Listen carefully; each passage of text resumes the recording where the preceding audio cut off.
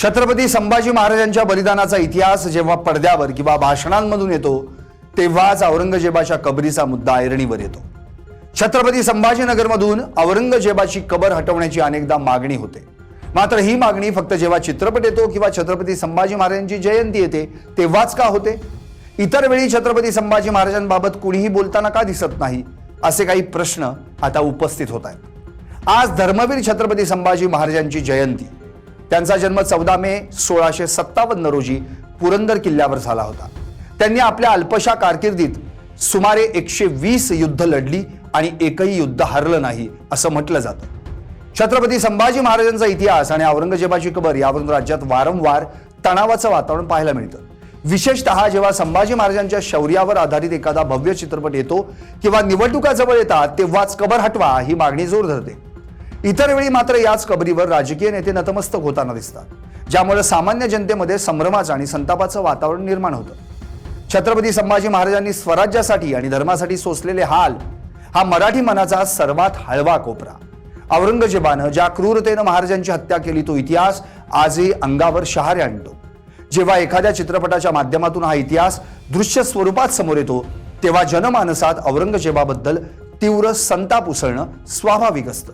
मात्र याच जनभावनेचा वापर राजकीय फायद्यासाठी केला जातोय का असा सवाल आता उपस्थित होतोय। गेल्या काही काळात संभाजी महाराजांवर आधारित चित्रपटांच्या प्रदर्शनावेळी औरंगजेबाच्या कबरीचा मुद्दा चर्चेत पाहायला मिळाला। चित्रपट निर्मात्यांसाठी ही मोफत प्रसिद्धी ठरते, तर राजकीय पक्षांसाठी मतपेढी मजबूत करण्याची नामी संधी ठरते। मात्र ठराविक वेळीच नेते आणि इतर लोक आक्रमक होताना दिसतात, इतर वेळी ते महाराजांविषयी का बोलत नाहीत? औरंगजेबाची कबर हटवण्यात का येत नाही असा प्रश्न निर्माण होतो। काही नेते छत्रपती संभाजी महाराजांविषयी बोलताना दिसतात, त्यानंतर दुटप्पी भूमिका घेत त्याच कबरीवर डोकं टेकवताना दिसतात। त्यामुळे जेव्हा हिंदूंची मतं हवी असतात तेव्हा धर्मवीर छत्रपती संभाजी महाराजांबाबत बोलताना दिसतात, तर जेव्हा अल्पसंख्याकांची मतं हवी असतात तेव्हा खुलदाबादला जाऊन औरंगजेबाच्या कबरीवर डोकं टेकवताना दिसतात। ही दुटप्पी भूमिका राजकीय नेते कधी थांबवणार असा प्रश्न देखील उपस्थित होतोय। हा प्रकार महाराष्ट्राच्या संस्कृतीला घातक मानला जातोय। आतापर्यंत कोणकोणत्या नेत्यांनी कबरीवर डोकं टेकवलंय तेही पाहूया। मे 2022 मध्ये MIMचे नेते अकबरुद्दीन ओवैसी यांनी औरंगजेबाच्या कबरीवर जाऊन तिथं माथा टेकला होता। या भेटीनंतर महाराष्ट्रातील राजकारण प्रचंड तापलं होतं। अकबरुद्दीन यांच्याप्रमाणेच असदुद्दीन ओवैसी यांनीही अनेकदा या स्थळाला भेट दिली आहे। MIMच्या नेत्यांच्या मते ही एक ऐतिहासिक आणि धार्मिक भेट असते, परंतु महाराष्ट्रात याकडे नेहमीच संभाजी महाराजांच्या बलिदानाचा अपमान या नजरेतून पाहिलं जातं। इम्तियाज जलील यांनी देखील कबरीला भेट दिली होती। यावरून भाजप आणि मनसे यांसारख्या पक्षांनी यावर तीव्र आक्षेप घेत औरंगजेबाचं उदात्तीकरण केल्याचा आरोप केला होता। वंचित बहुजन आघाडीचे अध्यक्ष प्रकाश आंबेडकर यांनी जून 2023 मध्ये औरंगजेबाच्या कबरीला भेट दिली होती। त्यांच्या या भेटीचेही मोठे पडसाद उमटले। यावर स्पष्टीकरण देताना त्यांनी म्हटलं होतं की औरंगजेब राज्यावर 50 वर्षे राज्य करून गेला, हे तुम्ही नाकारणार आहात का? औरंगजेबाचं राज्य आलं जयचंद याच्यामुळं। असे जयचंद येथील अनेक हिंदू राज्यांकडे होते। या कृतीमुळे शिवप्रेमींमध्ये नाराजी पसरली होती।